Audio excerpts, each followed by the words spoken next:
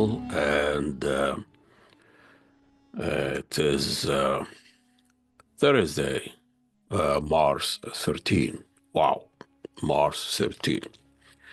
I just woke up and I keeping up with the village idiot destruction, and the latest one is the detention of American Palestinian Mahmoud Khalil, labeling by the media as amazing activist Palestinian, pro Hamas, and it's like, how about pro genocide or pro Zionism and all of that, all this labeling and all this. But let's start with even the people who are supporting Mahmoud Khalil, the students in Colombia. He was active in the students' movement, anti-war and anti-genocide movement. And now Trump is acting like El Sisi, anybody supporting Palestine. He's been arrested in Egypt, in Saudi Arabia, in all Arab Zionist countries. They arrest pro-Palestinians. And they are helping the Israelis and the Zionists the same way the Americans are helping. Not as much and not as overt, majority of Arab people are, supporting the Palestinian cause, and they think Palestinian is part of the Arab world, the Muslim world, and they also look at it from humanitarian. But governments and states and Arab Zionists doing the same thing, suffocating the Palestinian in Gaza, and they are more than the Americans wants, Israel to finish off Hamas. But anyway, so let's go back to all the protests around, and you have actor and actress and liberal talking about the end of democracy and free speech and First Amendments and all of this. And probably most of those people supported Kamala Harris and Biden, so that they are the one provided the weapon and support to kill and commit suicide in Gaza. And I'm not defending the village idiot, but what I'm saying, this almost racist, almost people taking First Amendment too seriously. Obama killed the American by drones. Nobody say anything. So First Amendment has been taken and compromised long time ago.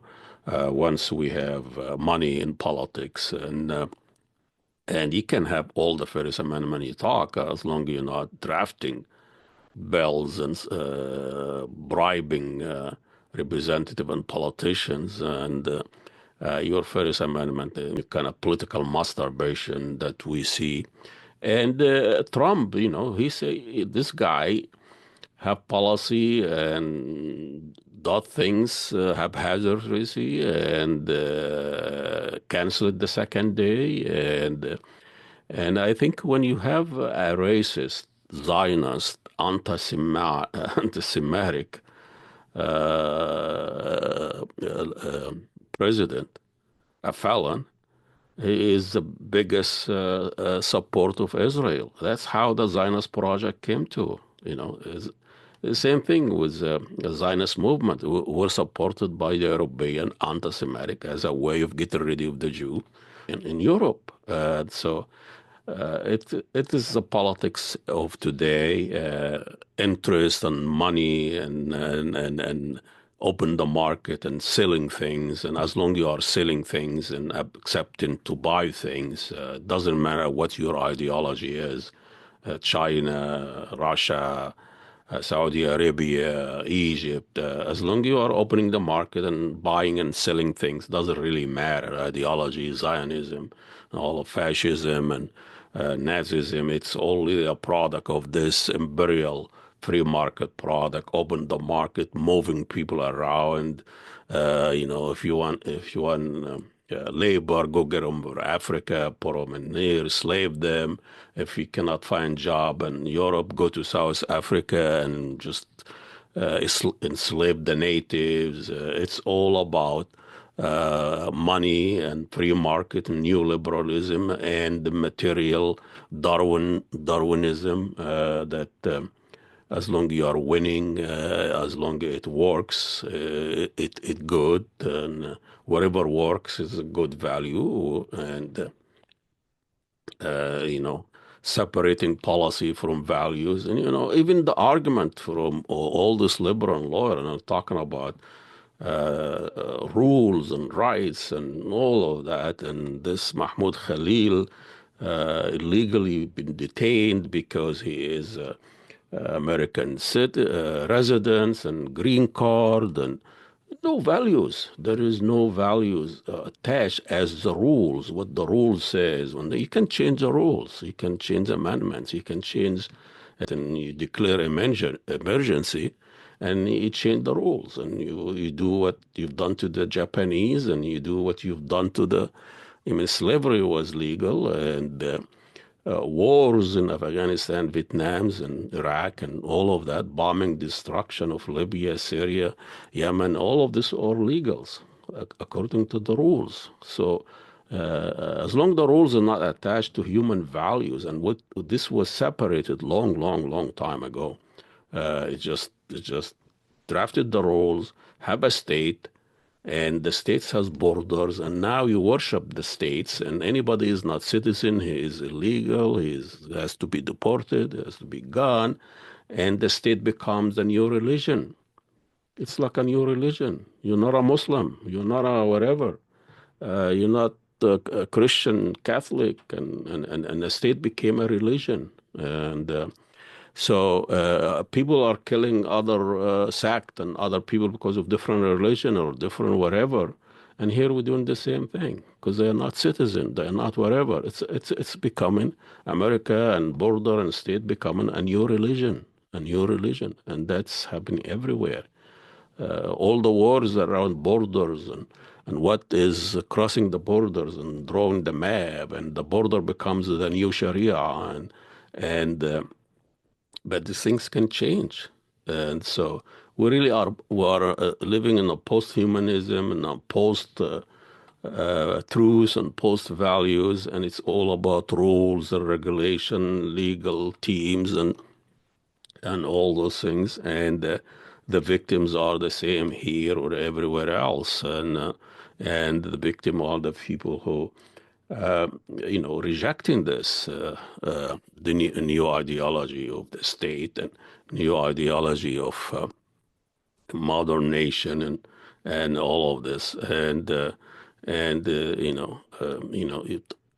if Trump of anything, this guy is gonna use oligarchy to kind of destroy the old system, the old lobbying and EPAC and all of this. And he doesn't need EPAC anymore. He has all the oligarchy, has all the money he wants, and it's like Bannon called the system techno-feudalism. And so he is as much a threat to the Zionist project as anything else. And all this rhetoric about supporting Israel, deporting the Palestinians, and sending billions of dollars aid and weapons, this guy is a cover-up. But I think he is a threat to the old system. And the new world order is us, interest, money, and the Zionist lobby is going to be worried about not,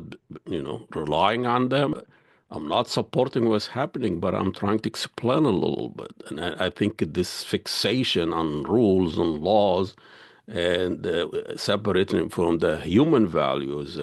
This guy is not a fully American citizen. That means the American citizen has the right to do a compromise, the safety and security of the American. It's okay. But if non-fully American citizens threaten the security of America or challenge the foreign policy, you'd be deported. So the issue is just being a citizen or not citizen, not value as a policy, and all of that. So this is our worshiping to the new states and the new we're American, or this is not fully American, he's not a citizen, and all that. And, this is, would start acting like a third world countries, and so we'll see how that goes. I mean, the hope now it's in the students and young generation that are not buying into this narrative, and they think them for themselves, and they look at these issues from a very aggressive, progressive perspective. And those are the hope, not just in America, it's all over the world. Those are the people who led Arab Spring and led revolutions everywhere else, and in Europe, and those are the hope that the people that are not indoctrinated by all this political wrangling and money making machine. That's what Mother State is becoming. So this is all the ranting I'm going to do today. I'll see you next week. Log on our website, log on our uh, uh, channel, support, follow, and share. And we'll see you next week. Thank you.